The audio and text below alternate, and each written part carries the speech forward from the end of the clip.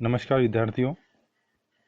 आज हम हमारा जो तीसरा अध्याय है कक्षा 12 समाजशास्त्र का जो तीसरा अध्याय है सामाजिक संस्थाएं, निरंतरता एवं परिवर्तन, उसके दूसरे भाग जनजाति को लेकर उपस्थित हुए हैं। हमने पहले पूर्व में भी बात की थी।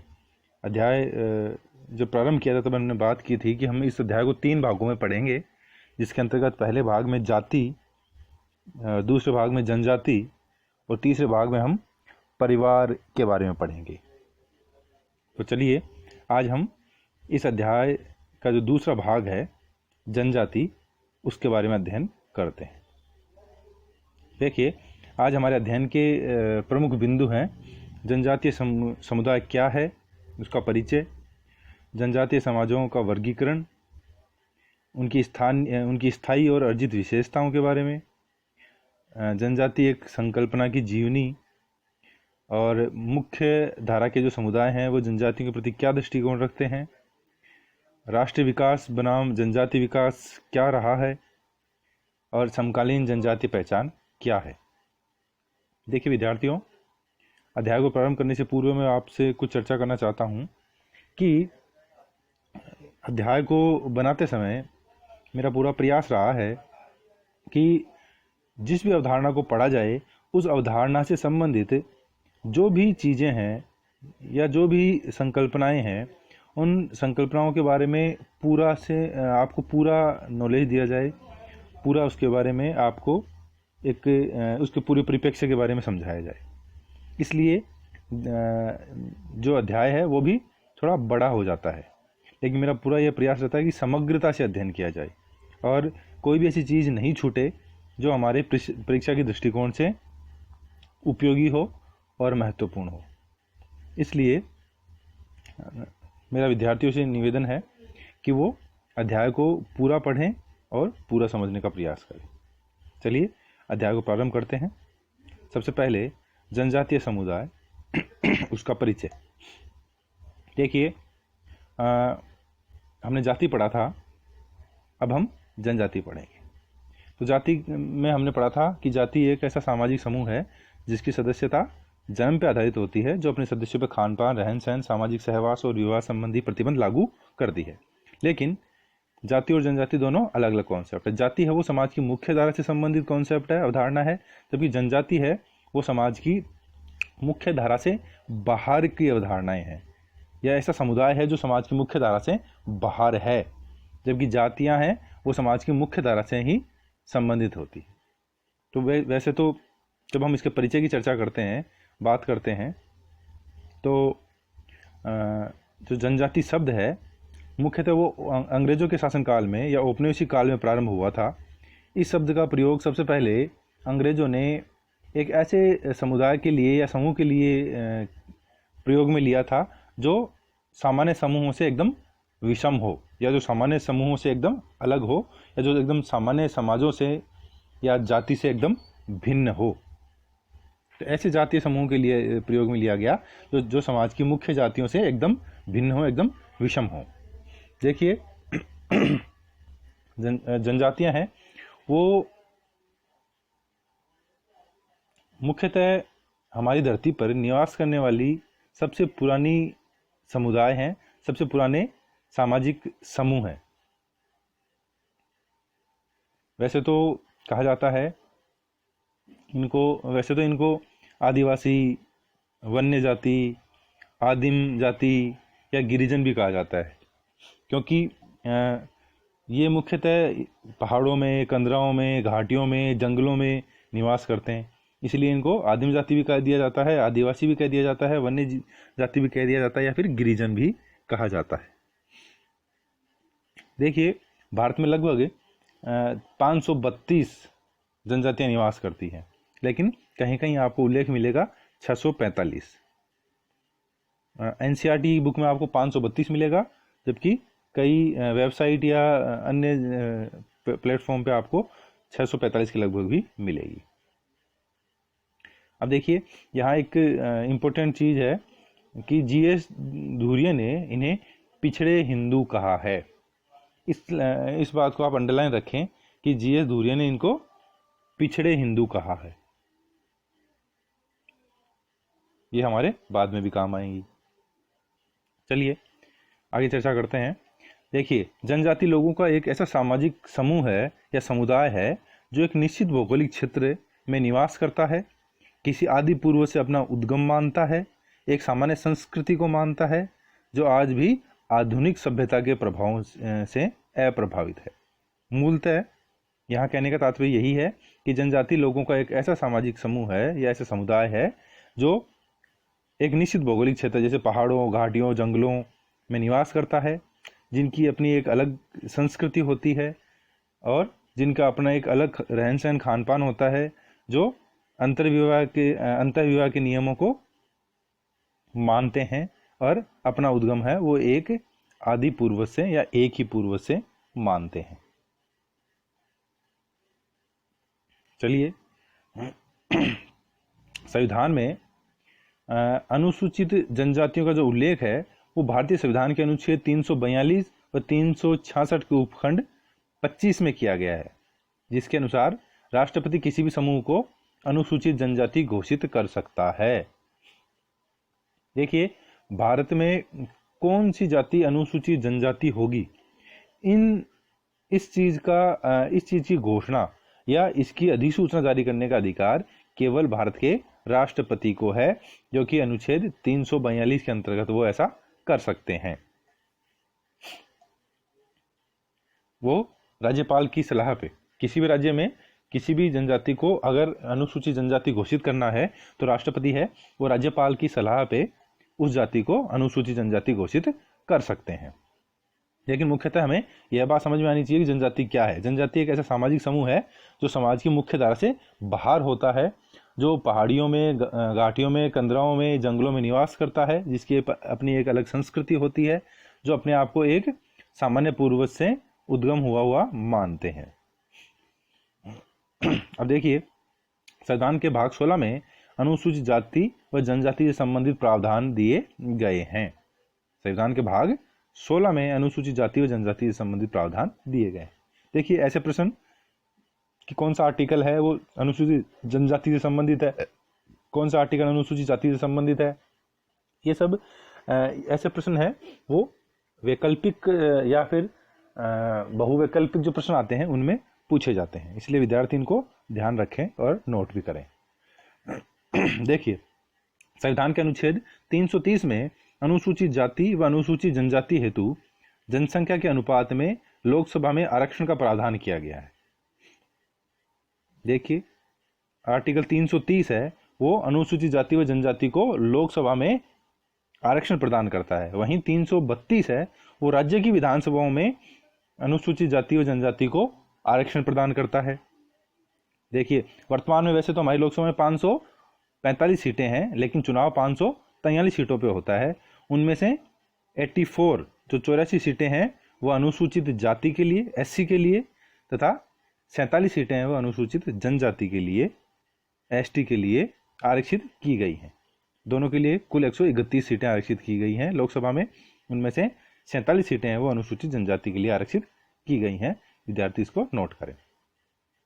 अब देखिए, आर्टिकल 335 अनुच्छेद 335 में अनुसूचित जाति व जनजाति हेतु सरकारी नौकरियों में आरक्षण का प्रावधान किया गया है कि भाई कोई भी व्यक्ति है अगर वो अनुसूचित जनजाति का है तो उसे सरकारी नौकरियों में कितना आरक्षण मिलेगा, इन सब का जो उल्लेख है वो अनुच्छेद 335 में किया गया है।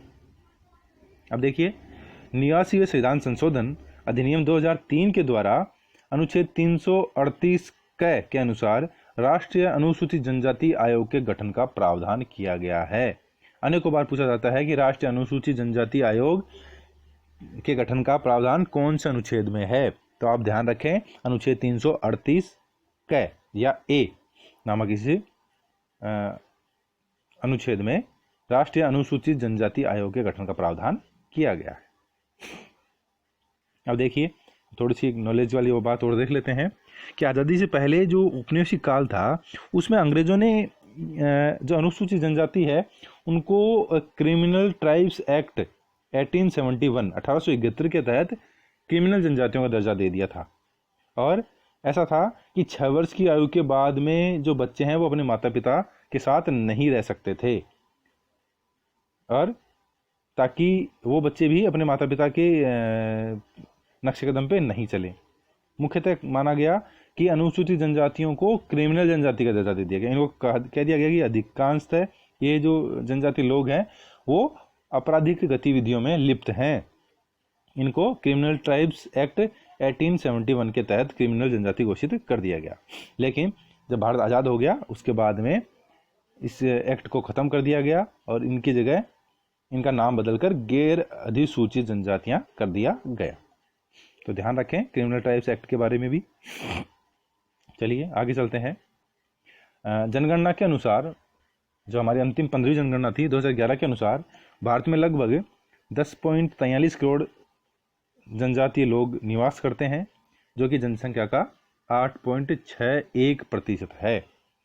बहुत बार पूछा गया है, इसलिए विद्यार्थी ध्यान रखें कि भारत में कितने प्रतिशत जनजातीय लोग निवास करते हैं। तो 8.61% लोग। फिर है जनगणना के अनुसार अनुसूचित जाति की साक्षरता दर 58.95% है और इनका लिंगानुपात है 990 और 0 से 6 वर्ष आयु की जनसंख्या है वो 16.01% है। देखिए विद्यार्थियों, जब भी हम किसी भी अवधारणा के बारे में पढ़ते हैं तो मुख्यतः मेरा जो उद्देश्य है वो आपकी परीक्षा की दृष्टि से, साथ ही साथ आपके नॉलेज की दृष्टि से आपको पूरा ज्ञान देना है। तो जहाँ समझने की बात है वहाँ मेरा पूरा प्रयास है कि उस अवधारणा के बारे में पूर्ण रूपेण आपको समझाऊं, लेकिन जहाँ तथ्यात्मक बात है उन तथ्यात्मक बातों को भी आपके सामने रखूं। इसीलिए मैं ये सारे आंकड़े आपके सामने प्रदर्शित करता हूं। चलिए फिर बात करते हैं। सर्वाधिक जनजातीय जनसंख्या है वो भारत के मध्य प्रदेश राज्य में निवास करती है, जो कि 101.53 करोड़ 1,53,00,000 के लगभग लोग हैं, जनजातीय लोग हैं, जो कुल जनजातीय का 21.09% हैं। अब देखिए सर्वाधिक जो अनुसूचित जनजाति का प्रतिशत है, मतलब किसी भी राज्य में सबसे अधिक लोग जनजाति के हैं तो वो है मिजोरम, जहाँ लगभग 94 से 95% लोग हैं वो किसके हैं? अनुसूचित जनजाति के लोग हैं। अधिकांशतः मिजोरम में है वो जनसंख्या कैसी है? पूरी की पूरी जनसंख्या वहाँ अनुसूचित जनजाति की ही है। देखिए वैसे तो हमारा जो पूर्वोत्तर भारत है, मिजोरम, त्रिपुरा, नागालैंड, असम, मेघालय, ये सब क्षेत्र हैं वो एक तरीके से कह सकते हैं अनुसूचित जनजाति के चिन्हित क्षेत्र हैं। यहाँ अधिकांशतः अनुसूचित जनजाति के लोग ही निवास करते हैं। यहाँ देखा जाए तो असम को छोड़ के अधिकांशतः सभी राज्यों में 80% से ऊपर जो जनसंख्या है वो अनुसूचित जनजाति की ही है। जब केंद्र शासित प्रदेशों में बात करें तो लक्षद्वीप है, वहाँ 94.86% लोग हैं वो अनुसूचित जनजाति के निवास करते हैं। अब यहाँ एक तथ्य है, ये भी देखने लायक है कि पंजाब, हरियाणा, चंडीगढ़, दिल्ली और पौंडीचेरी ऐसे राज्य हैं जहाँ एसटी नहीं पाए जाते। कहने का मतलब हरियाणा, पंजाब, चंडीगढ़, दिल्ली और पांडिचेरी में अनुसूचित जनजाति नहीं पाई जाती है। विद्यार्थी इसको ध्यान रखें, अनेकों बार पूछा गया है कि कौन से क्षेत्र ऐसे हैं जहां अनुसूचित जनजातियां नहीं पाई जाती है। चलिए आगे चर्चा करते हैं।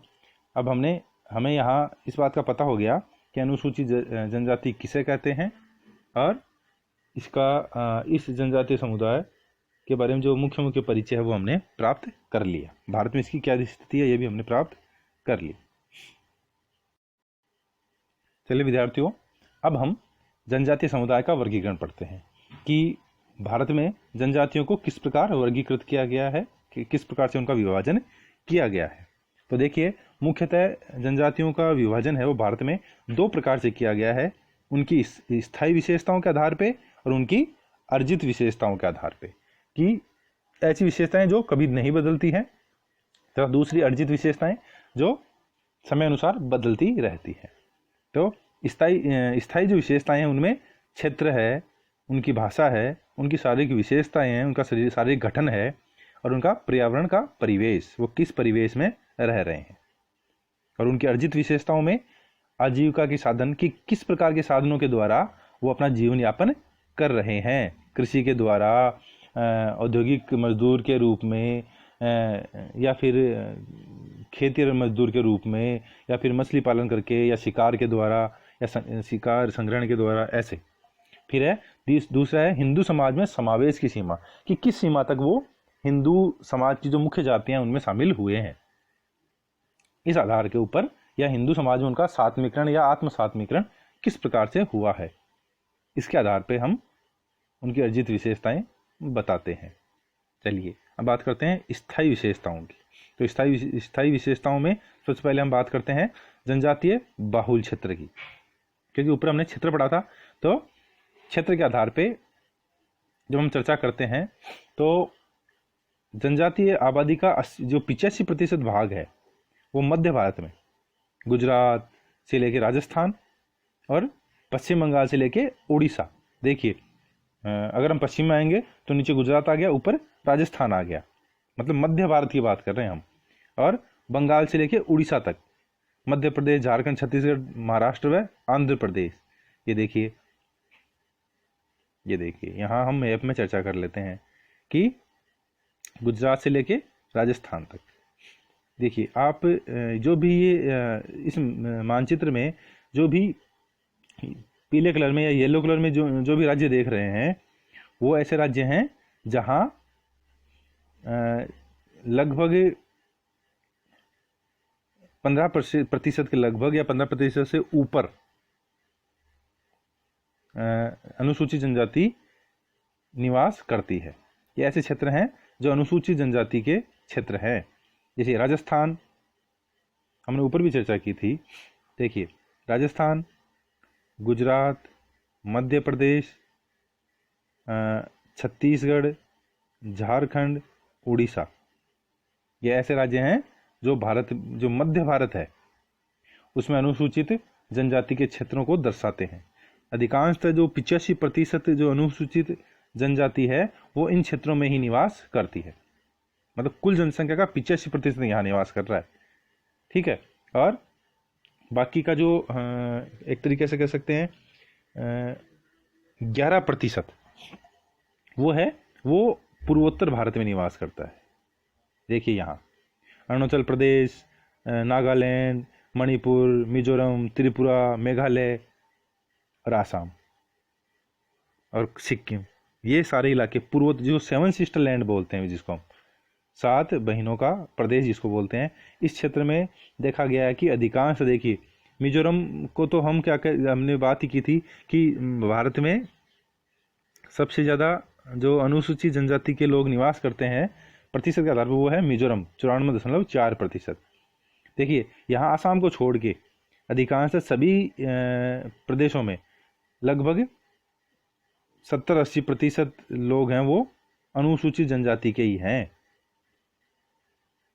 ठीक है, विद्यार्थी ध्यान रखें कि ये प्रमुख क्षेत्र हैं जहां अनुसूचित जनजातियां निवास करती हैं। देखिए भारत में अगर चर्चा करें तो ये देखिए जम्मू कश्मीर और लद्दाख, यहाँ इस क्षेत्र में लद्दाख की बोटा, और देखिए इस बीच वाले क्षेत्रों में टोडा, यहाँ इन क्षेत्रों में टोडा, भील, ऐसी जनजातियां निवास करती हैं। आगे हम इसको एक डायग्राम के द्वारा भी समझेंगे, जिसके अंतर्गत मैं आपको बताऊंगा कि कौन से क्षेत्रों में कौन कौन सी जनजातियां निवास कर रही हैं। नागालैंड में नागा, बोटा, खस, गारो, दक्षिण भारत में नायर। देखिए ये यहाँ ये जो मैप है वो पूरी जनजातियों को ही प्रदर्शित कर रहा है। लक्षद्वीप के बारे में हमने चर्चा की थी कि लगभग 94.8% है वो केंद्र शासित प्रदेश है जहाँ अनुसूचित जनजातियां निवास करती है। चलिए आगे चर्चा करते हैं। हमने यहाँ बात कर ली कि जो हमने मैप में हमने बात कर ली थी कि 85% मतलब कुल जनजातियों का 85% भाग मध्य भारत में और 11% भाग है वो पूर्वोत्तर भारत में, और शेष है वो 4% पूरे भारत में निवास करता है। चलिए आगे चर्चा करते हैं। अब देखिए, जनजातीय भाषाई समूह, दूसरा क्षेत्र के बाद में भाषा था, स्थानीय विशेषज्ञ में या स्थानीय विशेषता में। देखिए, इसमें जो डीएम मजूमदार है, उन्होंने जनजातियों को 4 भागों में विभाजित किया है या 4 श्रेणियों में विभाजित किया है, जिसमें द्रविड़ भाषाई परिवार हैं, इंडो आर्यन भाषाई परिवार हैं, ऑस्ट्रो एशियाई भाषाई परिवार हैं, या तिब्बत चीनी, या जिनको तिब्बत बर्मी भी बोल देते हैं, भाषाई परिवार है। तो ये जो द्रविड़ परिवार और इंडो आर्यन है, जिनको भारतीय आर्य भी कह देते हैं, वो भाषाई परिवार, और ऑस्ट्रिक भाषाई परिवार भी इनको बोल देते हैं, ऑस्ट्रो एशियाई को, और तिब्बत बर्मी या तिब्बत चीनी परिवार, भाषाई परिवार। इन 4 प्रकार की भाषाओं के आधार पे पूरे भारत को मजूमदार ने बांटा है। अब देखिए, द्रविड़ भाषाई परिवार कहाँ है?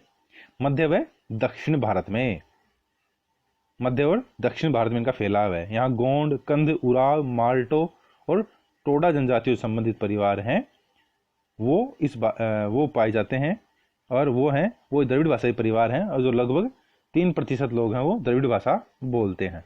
वैसे तो मूल तक आ गया है कि भारत के मूल निवासी द्रविड़ थे, ऐसा भी हम पढ़ते हैं।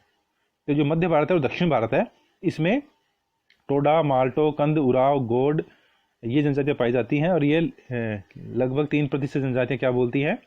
ये द्रविड़ भाषा बोलती हैं। फिर इंडो आर्यन भाषाई परिवार, तो हजोंग व झेलो जनजातियों से संबंधित जो परिवार हैं, वो 1% ऐसे लोग हैं जो इंडो आर्यन भाषा बोलते हैं। हजोंग और झेलो ऊपर वाले भागों में कह सकते हो आप।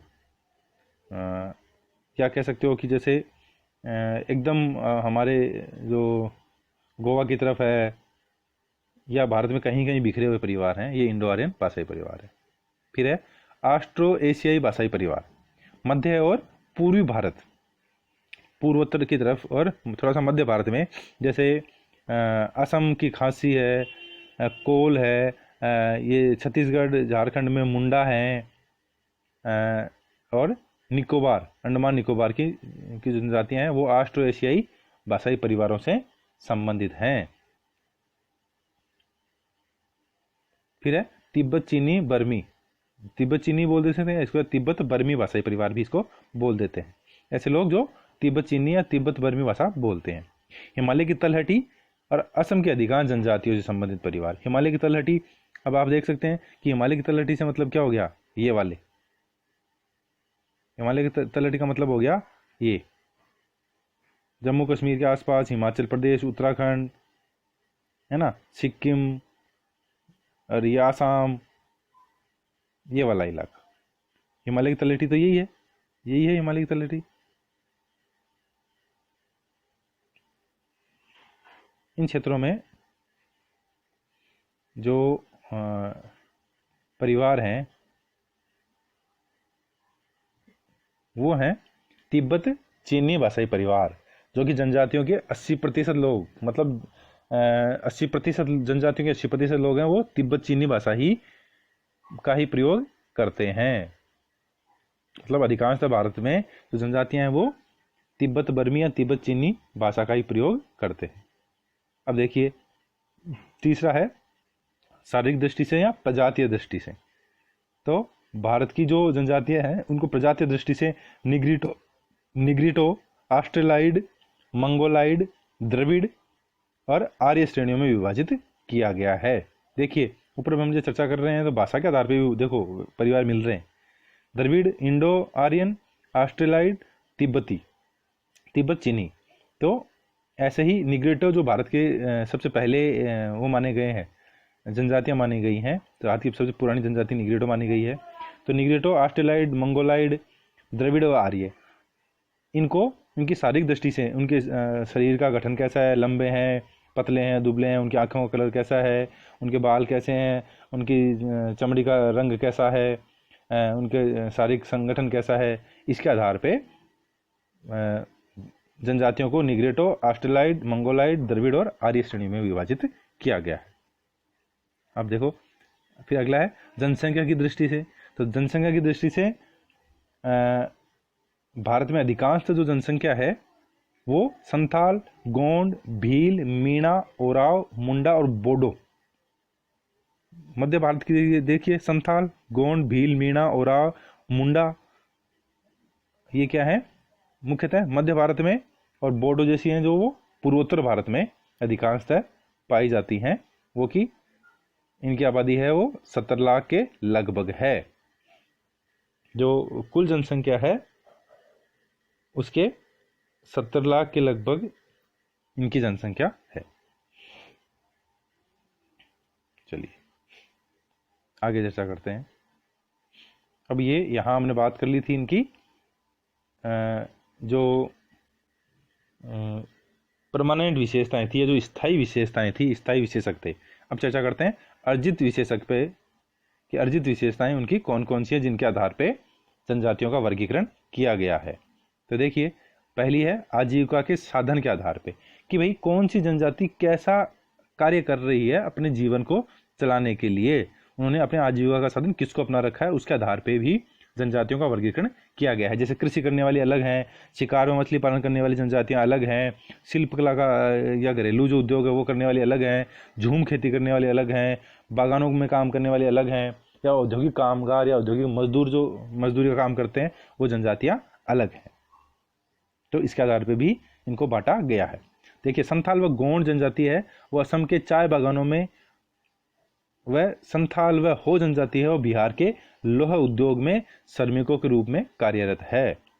ये फैक्ट है, ये तथ्य है। ये कई बार पूछ लिया जाता है कि संथाल व गोंड है वो अधिकांशतः कहाँ काम कर रहे हैं, तो वो असम के चाय बागानों में काम करते हैं। साथ ही साथ बिहार का जो लोह उद्योग है उसमें अधिकांश जो श्रमिक लगे हुए हैं वो हो वह संथाल जनजाति के ही हैं। तो किस प्रकार की जनजाति कौन सा कार्य को अपना रही है उसके आधार पर उनका वर्गीकरण किया जाता है। तो दूसरा है हिंदू समाज में उनका समावेश, कि वो हिंदू जो जातियां हैं या हिंदू जो सामाजिक व्यवस्था है, हिंदू जातीय व्यवस्था है, उसमें अपने आप को कितना उन्होंने ढाल लिया है, कितना उन्होंने आत्मसात्मीकरण कर लिया है, कितना उन्होंने संस्कृतिकरण को अपनाया, कितना उन्होंने परसंस्कृति ग्रहण की जो प्रक्रिया है उसको अपनाया है। तो इसमें पाया गया कि कुछ जनजातियां हैं वो तो क्या है कि हिंदू जातियों की ओर अपना झुकाव मानती हैं और उन्होंने अपने आप को आत्मसात्मीकरण किया, सात्मीकरण की प्रक्रिया के द्वारा हिंदू समाज में मिला लिया है और अपनी एक अलग पहचान भी बना ली है। जबकि कुछ जो जनजातियां हैं वो आज भी अपने आप को भिन्न मानती हैं, अलग मानती हैं, वो हिंदू जातियों के साथ समावेश करने के लिए तैयार नहीं है, वो हिंदू सात्मीकरण की प्रक्रिया को अपनाने के लिए तैयार नहीं है। तो इस आधार पे भी जनजातियों का वर्गीकरण किया गया है। वैसे तो जी एस धुर्वे ने इनको जो जनजातियां उनको पिछड़ा हिंदू कहा था, और अधिकांश देखा गया है कि भारत की अधिकांश जनजातियां हैं वो धीरे धीरे हिंदू समाज में या हिंदू जो जाति व्यवस्था है उसके साथ धीरे धीरे आत्मसातीकरण कर चुकी हैं, उनके साथ मिल चुकी हैं। हम संस्कृतिकरण और आत्मसातीकरण इनके बारे में भी आगे चर्चा करेंगे। चलिए अब हम जनजाति एक संकल्पना की जीवनी, मतलब 1900 आज़ादी के बाद में भारत में जनजातियों की क्या स्थिति रही है उसका अध्ययन करते हैं। तो देखिए 1960 के दशक में ये एक विवाद था, ये एक प्रमुख विवाद चलता था कि जनजातियों को है वो भारत की जो मुख्य जाति आधारित हिंदू कृषक समाज है उसके साथ जोड़ा जाए या उससे अलग माना जाए। मुख्यतः ये कहा जाता था कि जो जनजातियां हैं वो हमारी जो जाति व्यवस्था में जो हिंदू जातियां हैं जो खेती करती हैं या जो हमारा हिंदू कृषक समाज है उसके जैसी ही हैं, या उसके साथ उन्होंने समावेश कर लिया है। लेकिन दूसरे लोग या इसका विरोध करने वाले कहते थे कि नहीं, ऐसा नहीं है, जनजातियां हैं वो अपने आप में भिन्न हैं, जनजातियां वो अपने आप में अलग हैं, वो हिंदू समाज का या हिंदू कृषक समाज का अंग नहीं है, वो उनमें सात्मीकरण नहीं कर पाई हैं, वो उनके साथ नहीं जुड़ पाई हैं, या फिर वो हिंदू कृषक समाज की जैसी नहीं है। वो इनसे भिन्न है, इनकी अलग संस्कृति है, इनका अलग रहन सहन है, इनकी एक अलग सामाजिक व्यवस्था है जो हिंदू कृषक समाज की जैसी नहीं है। इसके ऊपर हमेशा वाद विवाद होता था और इसके पीछे तर्क दिया जाता था कि जो जनजातियां हैं उनमें जो हिंदू जातियों के अंदर जाति व्यवस्था है या जो पवित्रता और अपवित्रता के आधार पे उन्होंने अपनी जाति व्यवस्था को बांट रखा है, समाज को उच्च से निम्न जातियों में बांट रखा है, ऐसी कोई व्यवस्था यहाँ जनजातियों में नहीं देखने को मिलती। साथ ही साथ जो जनजातियाँ हैं वो समानतावादी हैं और नातेदारी व्यवस्था पर आधारित हैं और वो प्रकृति को अधिक प्रेम करती हैं, वो जीववादी व्यवस्था को अपनाती हैं। टोटम एक यहाँ जीववादी व्यवस्था के साथ साथ मैं आपको बताना चाहता हूँ कि टोटम एक ऐसी संकल्पना है, टोटम है जिसमें वो एक ऐसी शक्ति में विश्वास करते हैं जो उनके पूरे समूह की या उस पूरे जनजाति की रक्षा करता है। एक तरीके से कुल देवी देवता वाला कॉन्सेप्ट है, वो टोटम कहलाता है यहाँ।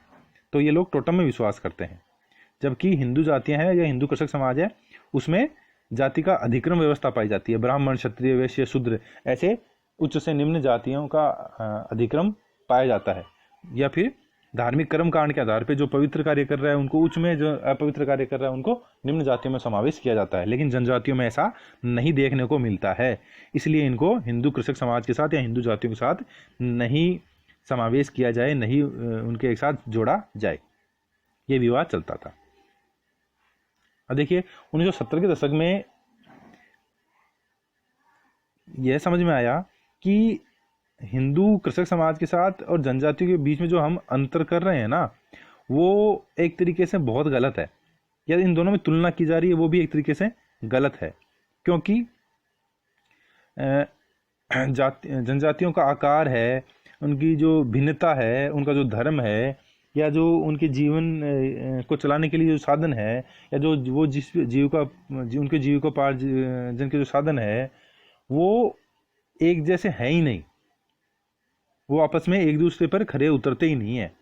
हिंदू कृषक समाज है वो अलग, उसका जीवन पद्धति अलग प्रकार की है, उनका आकार भी अलग प्रकार का है, उनका धार्मिक क्रियाकलाप भी अलग प्रकार के हैं, उनके जीवन को चलाने के साधन भी अलग प्रकार के हैं, जबकि जनजातियों में ऐसा नहीं है। जनजातियों में एकदम भिन्न ही ये देखा गया है। चलिए आगे चर्चा करते हैं। अब देखिए ये भी पाया गया कि जो जनजातियां हैं उन्होंने जो संस्कृति ग्रहण की प्रक्रिया है, या जो परसंस्कृति ग्रहण की प्रक्रिया है, या जो सात्विकरण की प्रक्रिया है, उसके द्वारा अपने आप को धीरे धीरे क्या कर लिया है, हिंदू समाज के साथ समावेश कर लिया है या आत्मसात कर लिया है। संस्कृति ग्रहण के बारे में हम जानते ही हैं, हमने पिछले अध्याय में जब जाति का अध्याय पढ़ा था तो हमने संस्कृति ग्रहण की प्रक्रिया के एम.एन. श्रीनिवासन की संस्कृति ग्रहण की प्रक्रिया पढ़ी थी। पर संस्कृति ग्रहण क्या है और आत्मसात्मिक ग्रहण की मैं आपको बताऊंगा। देखिए ये देखने में आया कि 1960-70 दशक के लगभग धीरे धीरे क्या हुआ कि जो जनजातियां हैं उनके जो क्षेत्र हैं, क्योंकि वो अधिकांशतः वनों में, पहाड़ों पे, घाटियों में, कंदराओं में यहाँ निवास करते हैं, तो जैसे जैसे जनसंख्या का दबाव बढ़ा, जैसे जैसे समाज आधुनिकीकरण की ओर बढ़ा, जैसे जैसे समाज में पश्चिमीकरण की प्रक्रिया प्रारंभ हुई या औद्योगिकरण की प्रक्रिया प्रारंभ हुई, जो मुख्य समाज थे या मुख्य जातियां थी या जो सरकारें थी, उन्होंने क्या किया, उन्होंने जंगलों को साफ कर दिया, वहाँ नई नई बस्तियां बसा दी और जनजातियों को हिंदुत्व में आत्मसात्मीकरण कर लिया गया। मतलब कि धीरे धीरे जो जनजातियां थी उन्होंने अपनी मूल पहचान को खो दिया।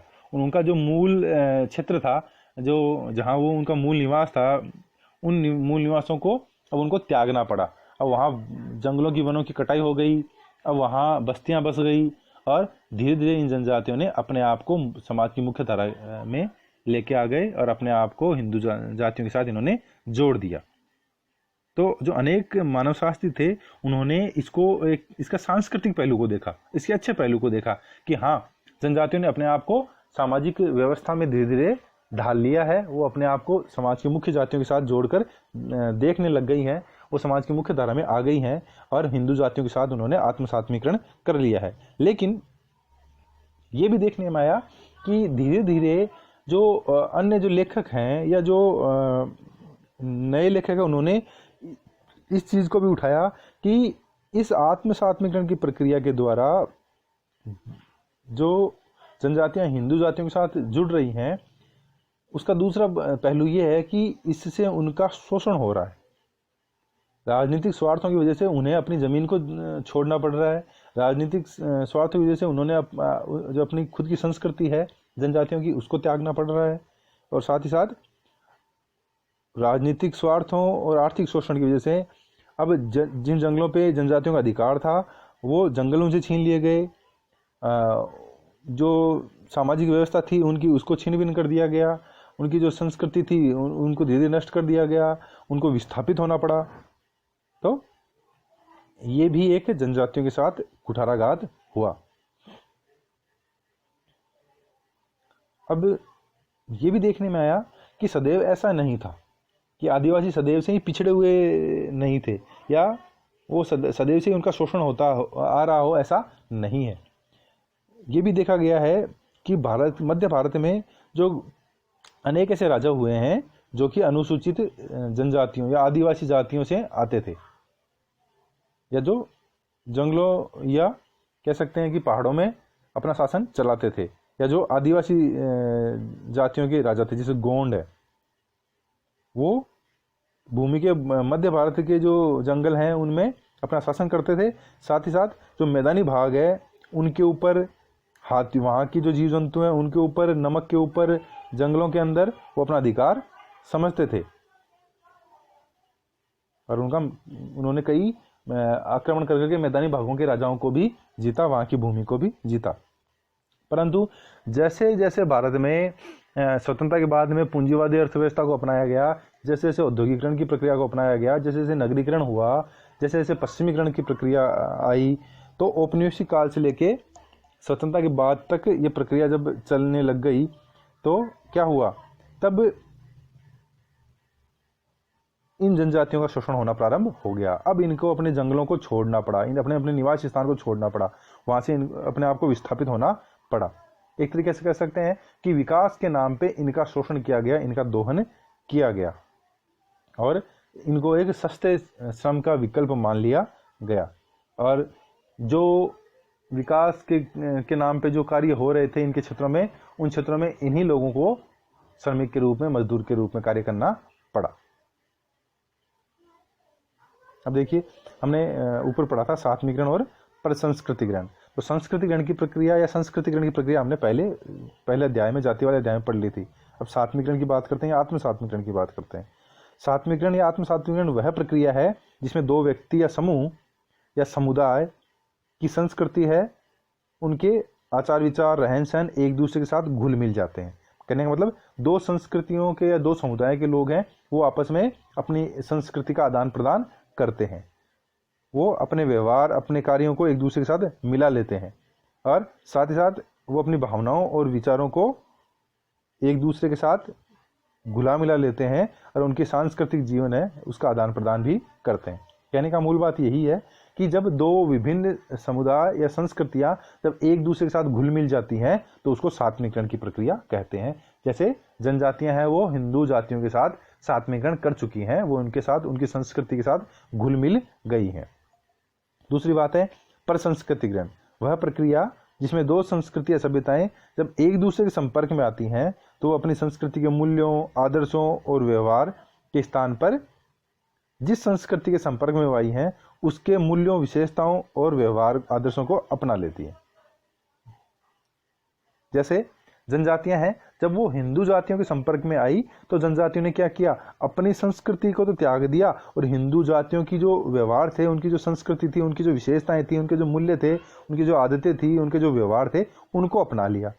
तो उन्होंने पर संस्कृति, दूसरी संस्कृति को अपना लिया। जनजातियों ने हिंदू जातियों की संस्कृति को अपना लिया, तो ये प्रक्रिया पर संस्कृतिकरण कहलाती है।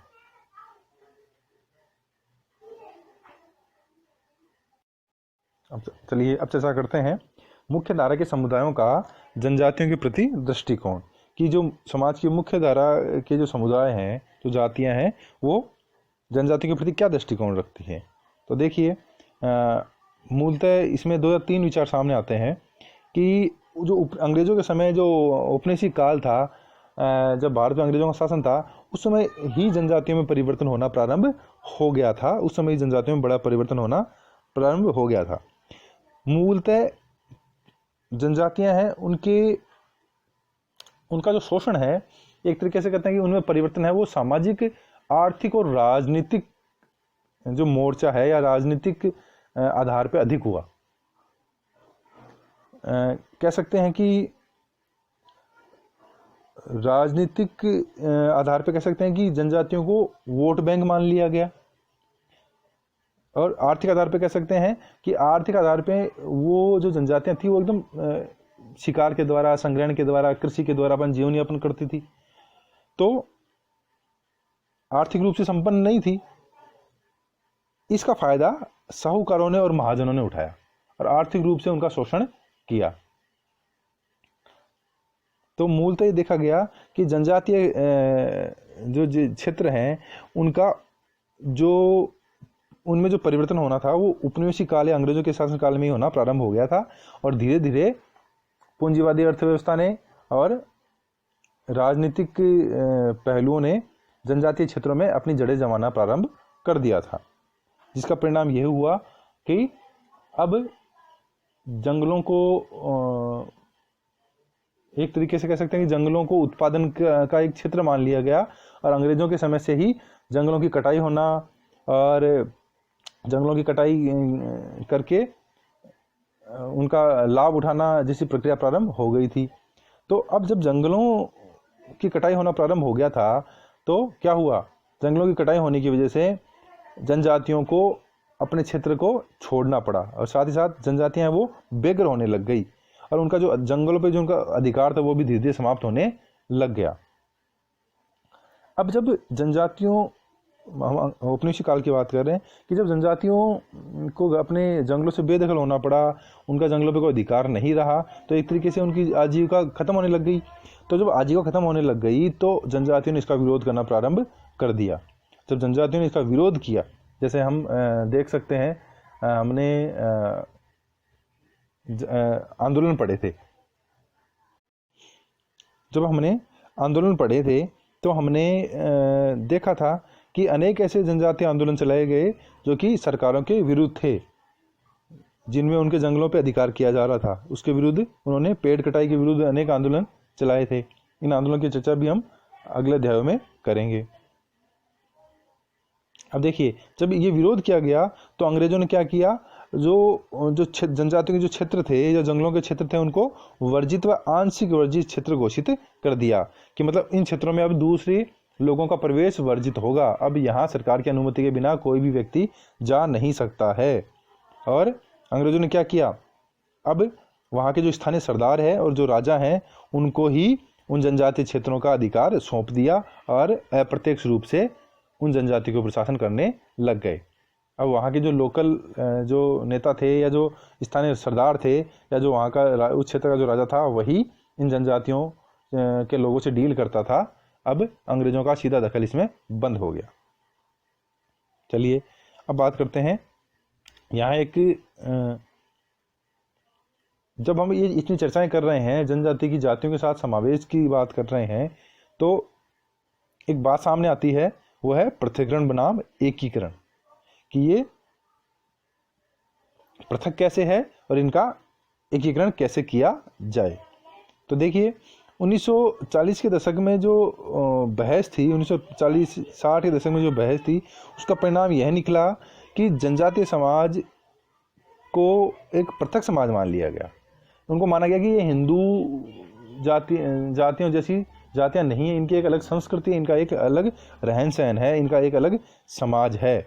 इनको है पूंजीवादी अर्थव्यवस्था से, व्यापारियों से, साहूकारों से और हिंदू व ईसाई मिशनरियों से बचाया जाना चाहिए। मतलब इनको ज़बरदस्ती है वो हिंदू या ईसाई नहीं बनाया जाए, इनको ज़बरदस्ती इनका शोषण नहीं हो, इनकी ज़मीनों पे कब्जा नहीं हो, इनकी जो सामाजिक जो संस्कृति है उसको छिन्न भिन्न नहीं किया जाए, इनके क्षेत्रों के ऊपर अतिक्रमण नहीं किया जाए, इनकी अलग संस्कृति, इनका अलग रहन सहन है, उसको रहने दिया जाए।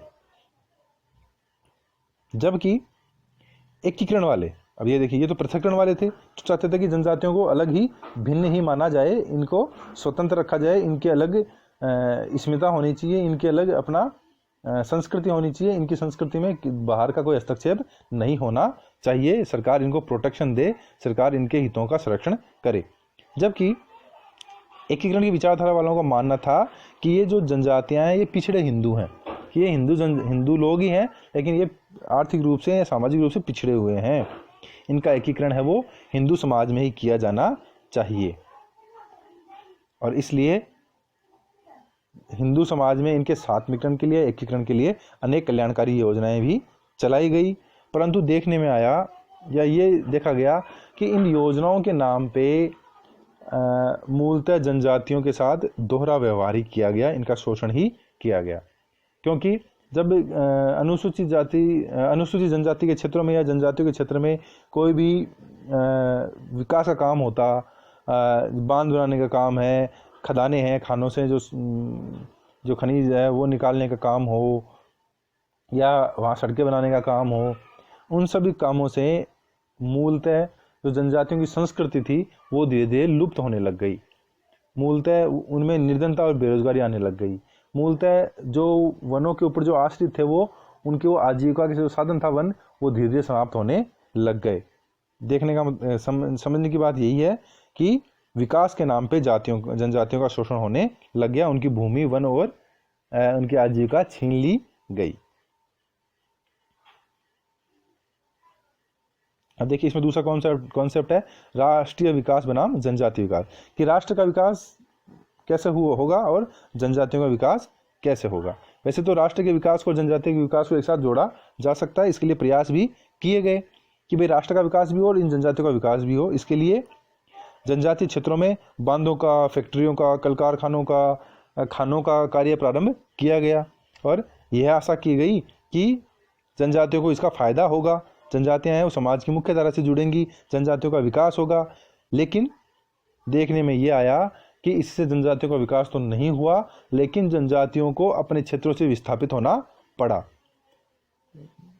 और जनजातियों की जो मूल संस्कृति थी वो धीरे धीरे नष्ट होने लग गई, और योजनाओं का जो लाभ जनजातियों को मिलना था वो लाभ जनजातियों को नहीं मिलके समाज की जो मुख्य धारा के जो लोग हैं, जो मुख्य जातियां हैं, उनको ही इसका लाभ मिला।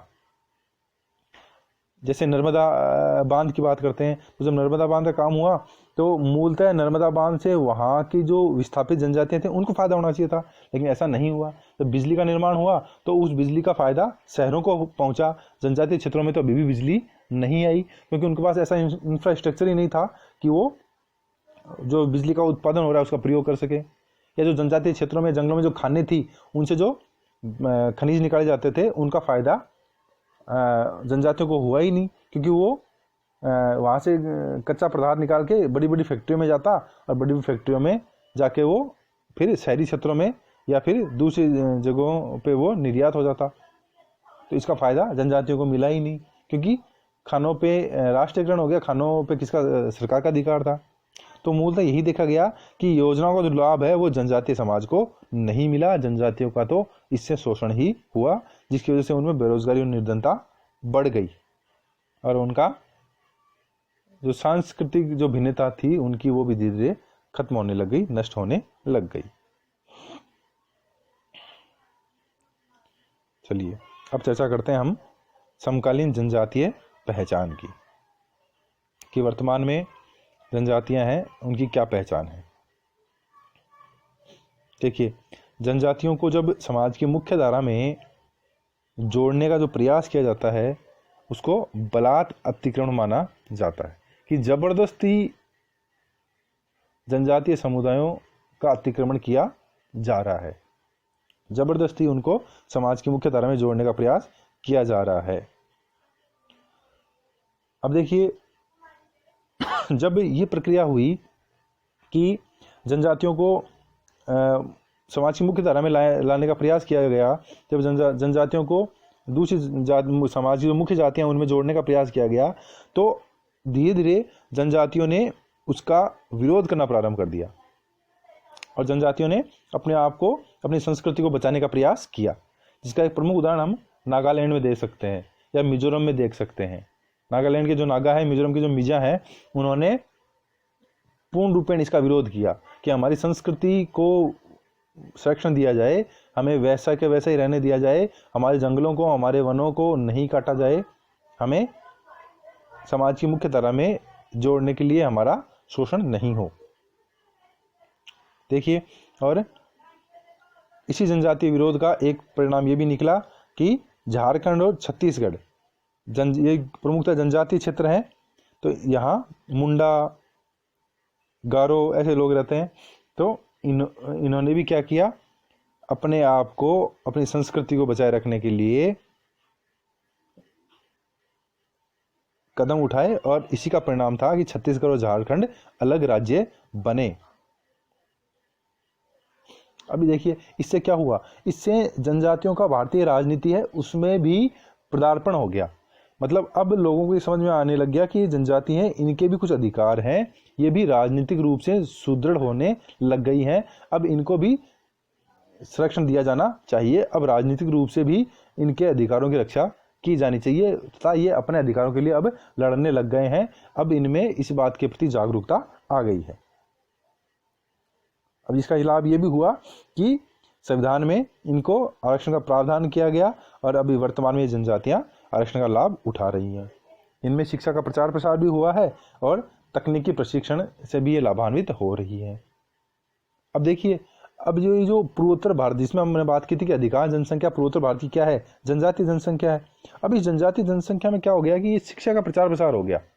शिक्षा का प्रचार प्रसार होने की वजह से इनकी आर्थिक स्थिति अच्छी हुई, ये सारे मध्यम वर्ग में समाहित होने लगे, या मध्यम वर्ग बन गया, जनजातियों के अंदर भी एक मध्यम वर्ग बन गया।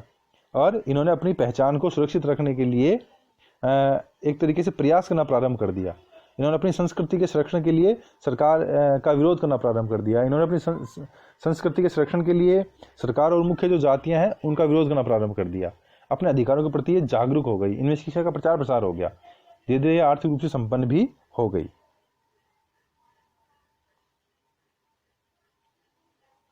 अब देखिए, जहां एक और जनजातियों में मध्यम वर्ग का उदय हुआ, पूर्वोत्तर भारतीय जातियां हैं, पूर्वोत्तर भारत की जो जनजातियां हैं वो शिक्षित हुई, आर्थिक रूप से संपन्न हुई, लेकिन अभी भी ये देखने में आया है कि जनजातियों में भी ऐसा कुछ भाग है या ऐसी जनजातियां हैं जो अभी भी पूर्ण रूप में पिछड़ी हुई हैं, जो सामाजिक आधार पर, आर्थिक आधार पर अत्यंत निम्न स्थिति में है, जिनमें शिक्षा का अभी भी अभाव है। और जब शिक्षा का अभाव है तो वो सरकार के द्वारा दिए गए आरक्षण का लाभ भी नहीं उठा पा रही है, जिसकी वजह से उनमें बेरोजगारी और निर्धनता अभी भी बनी हुई।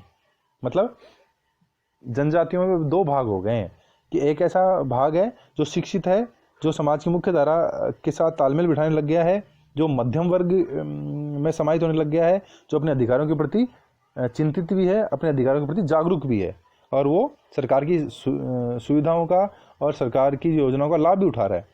लेकिन दूसरी ओर ऐसा वर्ग भी है जनजातियों में जो इससे अभी भी वंचित है, अभी भी उनको मूलतः उसका लाभ नहीं मिल पा रहा है। चलिए, अब मुख्यतः वैसे तो हमारा ये जो अध्याय है वो पूरा हो गया है। इस अध्याय से संबंधित जो भी बातें थी वो हमने यहाँ कर ली हैं। अब मैंने कहा था कि मेरा उद्देश्य ये है कि विद्यार्थियों को किसी भी विषय के ऊपर जब ज्ञान दिया जाए तो पूरा वो विस्तार से बताया जाए और उनका पर्सपेक्टिव हो, वो समग्र पर्सपेक्टिव हो। तो अब यहाँ हम चर्चा कर लेते हैं प्रमुख जनजातियों की और राज्यों की। देखिए, कश्मीर है, हिमाचल प्रदेश है, दक्षिण उत्तर प्रदेश है, बिहार है, उत्तराखंड है और पूर्वोत्तर के सभी राज्य। जो हमने तलहटी की बात की थी, कौन सी तलहटी की बात की थी? जो हमने हिमालय की तलहटी की बात की थी। देखिए, ये रहा कश्मीर, हिमाचल प्रदेश, उत्तराखंड और कुछ उत्तर प्रदेश का भाग, ये वाला, और ये पूर्वोत्तर भारत। ये जो क्षेत्र हैं इनमें मुख्यतः कौन कौन सी जनजातियां निवास करती हैं? देखिए, इसमें मुख्यतः बकरवाल है, किचोर है, गद्दी है, गुज्जर है, बोडो है, नागा है, कुकी है, थारू है, भोटिया है, जौनसारी है, ये वाला, ये जो क्षेत्र है कश्मीर का, हिमाचल प्रदेश का, उत्तराखंड का, ये कुछ उत्तर प्रदेश का, बिहार का, फिर ये सिक्किम, अरुणाचल प्रदेश, असम, नागालैंड, ये वाला इलाका, इस इलाके में अधिकांशतः बकरवाल, गुज्जर, थारू, बुक्सा, राजी, जौनसारी, सोका, भोटिया, गद्दी, किन्नौर, गारो, खासी और जैंतिया, ये जो जनजातियां हैं वो निवास करती हैं। अब दूसरी बात करते हैं। मध्य प्रदेश है, दक्षिण राजस्थान है, आंध्र प्रदेश है, दक्षिण उत्तर प्रदेश है, गुजरात है, बिहार है, झारखंड है, छत्तीसगढ़ है, उड़ीसा, ये जो मध्य भारत है इसमें भील, गोंड, रेड्डी, संथाल, हो, मुंडा, कोरव, उराव, बंजारा, मीणा, कोली, ऐसी जनजातियां निवास करती हैं। देखिए मानचित्र में देखते हैं कौन सी क्षेत्र की चर्चा कर रहे हैं हम राजस्थान की चर्चा कर रहे हैं, जिसमें मीणा, गरासिया, कालवेलिया, भील ये हैं। फिर हम गुजरात की बात करते हैं जिसमें कोली है, बंजारा है। फिर हम मध्य प्रदेश की बात करते हैं, कोल, भील, लंबाड़ी, बेगा, सहरिया। महाराष्ट्र में कोली, बंजारा। फिर देखिए आंध्र प्रदेश में चेचू, लवांडा, ये। कर्नाटक में देखिए, उड़ीसा में देखिए मुआल, भुइया, उराव, ये उड़ीसा में। ये झारखंड में संथाल, मुंडा, गोंड। अब नीचे चलेंगे तो टोडा और नायर, ये देखिए तमिलनाडु में। और केरल में ये मोटिप्ला, नायर, कादर, टोडा, बग्गा, ये सब जनजातियां हैं वो निवास कर रही हैं। देख ले कर्नाटक, तमिलनाडु, केरल में टोडा, कोमरा, गोंड, भील, कडार, ये। और अंडमान और निकोबार की जनजातियां हैं वो सेंटलीज, ओंग, जारव और सोमपेन। देखिए सेंटलीज के बारे में एक चर्चा ये कर लेते हैं कि अभी कुछ दिनों पहले ये चर्चा में भी आई थी। सेंटलीज में क्या हुआ कि ये अंडमान निकोबार द्वीप समूह हमारे यहाँ है ना, यहाँ एक सेंटलीज जनजाति पाई जाती है। यहाँ क्या हुआ कि कोई अमेरिकन नागरिक था, उस अमेरिकन नागरिक ने इस जनजाति के क्षेत्र में प्रवेश करने का प्रयास किया, तो उसकी वजह से उसको मार दिया गया। तो ये उस समय बड़ी ही चर्चा में रही थी।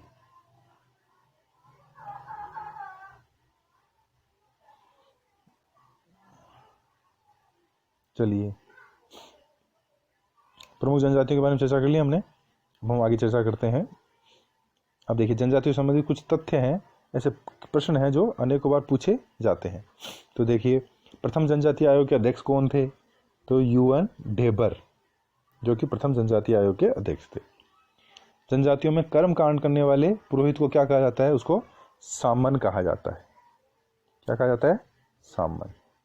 फिर है जनजातीय महाद्वीप किसे कहा जाता है? तो सबसे अधिक जनजातियां कहाँ पाई जाती है? अफ्रीका में पाई जाती है। भारत की सबसे बड़ी जनजाति कौन सी है? ये याद रखें, गोंड। ये प्रश्न बहुत बार पूछा गया है, भारत की सबसे बड़ी जनजाति कौन सी है? गोंड। फिर है आदिवासियों का मसीहा, ये प्रश्न बहुत बार पूछा गया है। आदिवासियों का मसीहा किसको? ठक्कर बापा को कहा जाता है। फिर है किस अनुच्छेद में सरकारी शिक्षण संस्थाओं में जनजातियों को आरक्षण प्राप्त है? तो आर्टिकल 240, अनुच्छेद 240 के तहत कोई भी सरकारी स्कूल है या शिक्षण संस्थान है उसमें जनजातियों को आरक्षण प्रदान किया जाएगा। अब देखिए किसी भी क्षेत्र को अधिसूचित जनजाति के लिए अधिसूचित करने का अधिकार किसके पास है? तो भारत के राष्ट्रपति के पास है। हमने चर्चा की थी कि भारत का राष्ट्रपति है वो उस क्षेत्र के राज्यपाल है, उससे सलाह मशवरा करके उस क्षेत्र को जनजातियों के लिए अधिसूचित क्षेत्र घोषित कर सकता है। फिर एक क्वेश्चन है, सोम्पेन जनजाति कहाँ पाई जाती है? तो निकोबार द्वीप समूह पे सोम्पेन जनजाति पाई जाती है। एक प्रश्न और भी बनता है कि दीपावली को शौक के रूप में कौन सी जनजाति मनाती है? तो थारू जनजाति है जो दीपावली को शौक के रूप में मनाती है। ये क्वेश्चन बहुत बार पूछा गया है कि नीलगिरी की पहाड़ियों पे कौन सी जनजाति निवास करती है? तो ध्यान रखें, टोडा जनजाति है वो नीलगिरी की पहाड़ियों पे निवास करती है। फिर है, मेघालय में कौन सी जनजाति पाई जाती है? तो मुख्यतः मेघालय में गारो जनजाति पाई जाती है। ये देखिए, यहां हम पूर्वोत्तर भारत की चर्चा कर रहे हैं तो इसमें गारो, ये रही गारो, गारो, खासी, बोडो, लेकिन मुख्यतः गारो है वो यहां पाई जाती है। चलिए अगला प्रश्न है, प्रोटो ऑस्ट्रेलाइड प्रजाति से कौन सी जनजाति संबंधित है? जो भारत के जो संथाल जनजाति है वो प्रोटो ऑस्ट्रेलाइड प्रजाति से संबंधित है। फिर है, भारत की प्रथम आदिवासी जनजाति कौन सी है या आदिवासी प्रजाति कौन सी है? वह है निग्रिटो प्रजाति। ध्यान रखें, निग्रिटो प्रजाति। फिर है, भैंस पालन कौन सी जनजाति करती है? ये बहुत बार पूछा गया है प्रश्न भाई। टोडा जनजाति है वो भैंस पालन करती है। फिर है, भेड़ और बकरी पालन कौन सी जनजाति करती है? तो बकरवाल और गद्दी जो पूर्वोत्तर भारत में रहते हैं, जो हिमालय की तलहटी में रहते हैं वो वाले। फिर है, पहाड़ी खेती कौन सी जनजाति करती है? तो वही है गारो, बेगा, गोऊ और आपातानी। ये हैं जो हिमालय वाली तलहटी वाले हैं, वो पहाड़ी क्षेत्र हैं, इनमें वो पहाड़ी खेती करते हैं। फिर है, छठवीं अनुसूची में कौन कौन से राज्य शामिल किए गए हैं? कि छठी अनुसूची के द्वारा कुछ विशेष राज्यों को अनुसूचित जनजाति क्षेत्र घोषित किया गया है, जिसमें असम, मेघालय, त्रिपुरा और मिजोरम। असम, मेघालय, त्रिपुरा और मिजोरम। देखिए, असम, मेघालय, त्रिपुरा और मिजोरम, ये